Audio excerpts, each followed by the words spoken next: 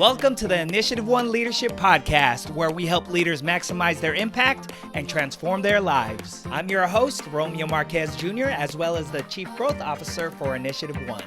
I'm super excited for this episode because today's guest is InitiativeOne's Vice President of Content Development, Dr. Paul Metler. He shares a little bit about his leadership journey from the world of family-owned business to church planting and now leadership development. He also explains a few of his leadership essentials for the modern workplace.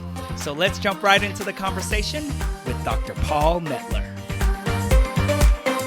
Paul, thank you so much for joining us today as one of our first guests on this podcast. I appreciate you. It's an honor and a gift.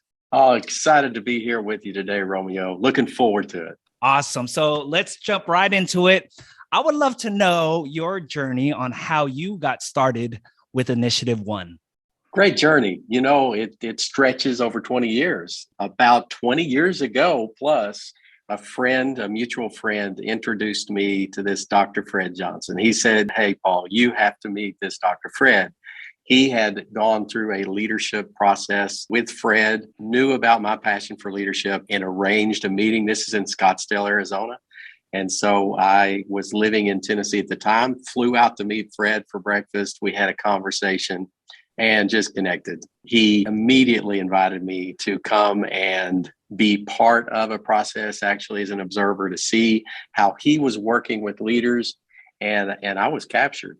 It was just fascinating to me to see the dynamics in this group, how that he was connecting this group of leaders. It was in Chicago for that first experience, connecting with them about living a life of purpose, surfacing issues that were hindering their leadership capacity and the development, not only of their personal leadership, their team leadership, but also their organization. And he extended an invitation to me at that time to come on board with InitiativeOne. That's been a journey since then, everything from developing content to learning to facilitate to experiencing the I1 journey with just a lot of great people. So that's it in a nutshell. And here I am today, just still enjoying the opportunity to serve leaders. And so what was your journey before you got into InitiativeOne? I like to break my journey down into three parts. Was born Knoxville, Tennessee. Was born into just a great family, mom and dad, and one sibling, and third generation family owned business. And so in terms of my leadership journey, started that leadership journey really having the opportunity to work alongside of my brother, who continues to be in the transportation, the trucking business, and work with my father as well. Learned some great leadership lessons from them. One of the things that I say when I take away from that family business background in the trucking industry was, wow, leadership is hard. Leadership is messy, and being exposed as a part of a family-owned business to some of the decision-making processes and what it looks like, you know, to truly care about being innovative and making a difference in the marketplace and caring for. We had both employees in terms of our drivers as well as independent contractors, caring for them and nurturing their capacity to deliver excellence. Leadership's tough. And so I got an inside view of that. Second part of my journey was married in 1988. 1993, my wife and I moved to Arizona to start a church. My faith is, and it's just incredibly central to who I am, and answering that sense of calling, vocation to go out and to found a church congregation and serve as that founding pastor was an experience that truly transformational. And in that, I learned something about leadership, just the power of a shared vision. Anything that you starts with a vision that captures people's hearts and imaginations and galvanizes their effort toward moving in a direction together. And so again, tough journey, transformational journey, but learned some incredible lessons that are deep in my heart today about vision and helping people move toward a preferred future. And a church was a great way for me to learn that. It taught me to love people as well, in truly a pastoral and nurturing way. Third part of my journey then is when I met Fred and began with InitiativeOne. And that was a learning for me in terms of, wow, true transformation is possible. in terms of who we are and how we lead and understanding why we lead the way we lead and what are those things we do. We call it, how do you get out of your own way? That there is a way to create a process for true leadership transformation that helps people see that despite being frustrated, perhaps with failed change efforts in the past, that transformation is possible and it happens best with others. You can change by yourself, but we don't often do that. That's my journey and happy to share that perspective also to just illustrate something that leadership's a journey. When I look at sometimes that journey, I can say it, in a couple of minutes, but I'm skipping over the bumps and the bruises, the successes, the failures, the learnings. That's not to diminish those experiences along the way, but it's just a way for me to frame it up and the blessings. I mentioned my wife, Lynn, I also have a son, Nick, who's 25 years old, is a part of our InitiativeOne family. And he's a big part of that journey along the way as well. Awesome. And, speaking of bumps and bruises, challenges and obstacles, what do you think a leader must do to thrive in this economy? Oh, great question, especially with the backdrop of the leadership world that we have right now. A few things that stand out to me as always been important, but more important than ever. And one of those is curiosity. I think that when times are tough, when challenges are real, when stress seems to escalate, we face a choice. I think we can become hardened. I think we can withdraw. I think we can protect ourselves, and there are various ways that naturally we defend ourselves. No one sets out to get hurt or bruised, as I refer to those things. And so our curiosity can suffer from that. And if there ever has been a time where curiosity is an essential, it's now. I think problems are too complex. We have to stay curious because there is no learning without curiosity. Closely aligned with that, if you want to thrive today, you have to be willing to experiment. We do talk a lot about fear of failure and overcoming your fear of failure. Sometimes what that comes down to is leaders who thrive today are willing to experiment. They're willing to put on a fresh set of glasses, a new lens to look through. They're willing to test the water. They're whole enough, secure enough to say, hey, I don't know. I don't know whether this is going to work the way I think it will work. Coupled with that then would be the humility to say, look, I don't know. I don't have the answers. I'm not sure, but I have the courage to take action and try. And then finally, love. So I think leadership is a team sport. Leadership is not something we do in isolation. By definition, it's relational. And if you don't love people, if you don't love yourself and love others, then I don't think that you're going to exercise or stretch that leadership capacity. So curiosity, humility, experimenting, love, those things are non-negotiables in the world today if you want to thrive. I love that. See what I did there? I love Yeah. all that you shared. And I would love to get your perspective on the common qualities of great leaders based on your experience with the many companies and organizations you've worked with.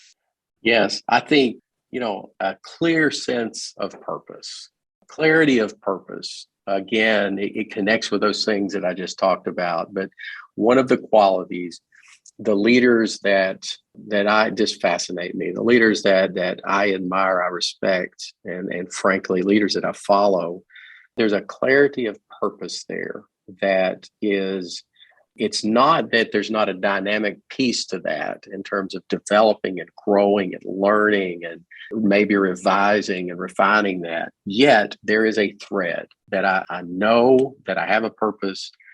I have some sense of how that looks from day to day. And so it's a measuring stick for me.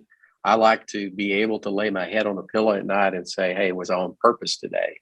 And so leaders that I admire and respect, that's a quality that I look for.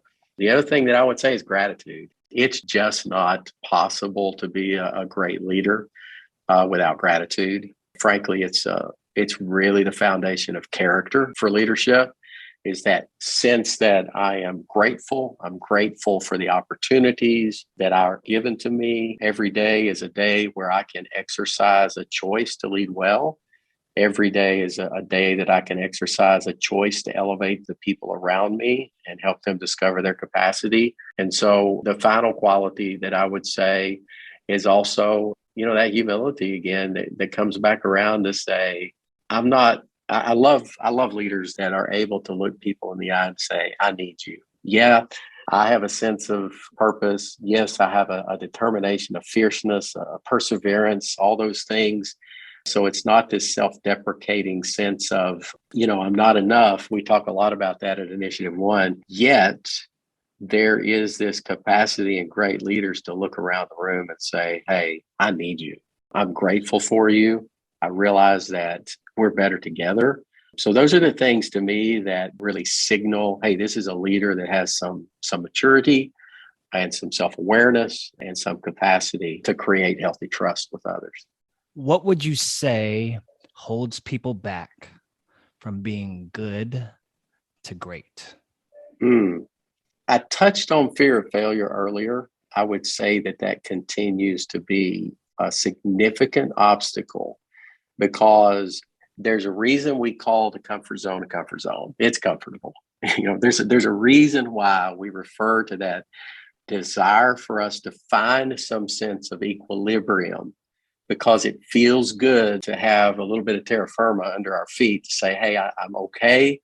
I'm standing here. I don't like to be uncomfortable. And so I'm going to choose the comfort zone. Yeah, that feels good, but we know that holds us back because I have never met anyone that learned to walk without falling down. I have never spoken to anyone as a leader that did not move from good to great without making mistakes. Innovation comes through things that didn't work, as well as the things when you have those aha moments and those great breakthroughs. And so it's fear of failure. Coupled with that, I want to tie this together with a couple of things I said earlier to say this: community. What holds us back. So if fear is something that paralyzes our growth and our transformation, then the way to overcome fear also is to have a trusted community. And so the leaders to me that move from good to great, the truly remarkable leaders that I admire are leaders that are in a community and a highly healthy, trusting community at that. Love it. Thank you for sharing that. I just love your perspective, Paul. You a deep man. You are a deep man. And you carry that greatness with grace. And so I appreciate that. Oh, thank you, Romeo. All right. Last question before I get into the rapid fire. What is your advice for leaders that want to take things to the next level? I want to say something perhaps unexpected. Take a walk.